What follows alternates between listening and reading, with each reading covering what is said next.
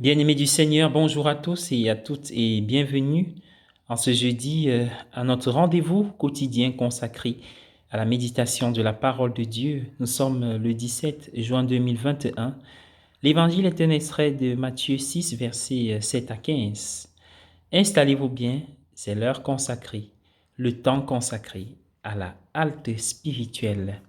En ce qui concerne la prière, Jésus déclare dans l'évangile de ce jour que Dieu, le Père, sait ce dont nous avons besoin avant que nous ne le lui demandions. La prière de demande ne consiste donc pas à donner à Dieu des informations qu'il ne possède pas déjà. Il ne s'agit pas d'attirer l'attention de Dieu sur quelque chose dont il n'a pas déjà connaissance. Jésus semble suggérer que la prière de demande n'est pas d'abord pour le bien de Dieu, mais pour le nôtre.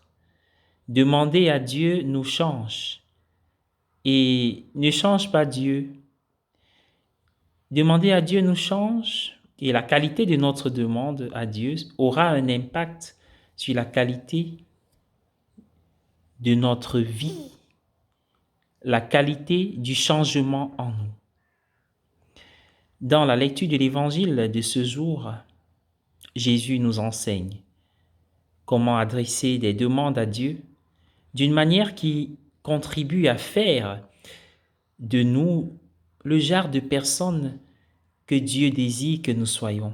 Nous devons être des personnes qui placent l'accomplissement de la volonté de Dieu avant l'accomplissement de notre propre volonté, des personnes qui donnent une plus grande priorité à l'avènement du royaume de Dieu jusqu'à la promotion, l'épanouissement de tout, tous ses projets, tout son être dans son Église, dans le peuple, dans notre vie. Nous devons être des personnes qui prient en ayant le sentiment d'appartenir à une communauté, en mettant l'accent sur le nous et non pas le je, le moi. Nous devons être des personnes qui reconnaissent notre dépendance à l'égard de Dieu pour tout ce qui est vital dans nos vies, notre pain quotidien. Nous devons être des personnes qui sont toujours conscientes de notre besoin de la miséricorde de Dieu et qui sont prêtes à donner aux autres la miséricorde que nous avons reçue de Dieu.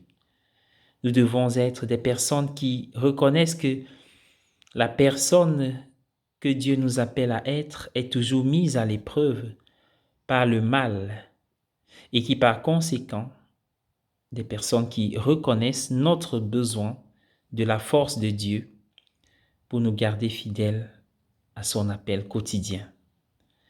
Voici une prière de demande qui est aussi un portrait de la personne que nous sommes appelés à être en tant que fils et filles de notre Père céleste et disciples de son Fils bien-aimé.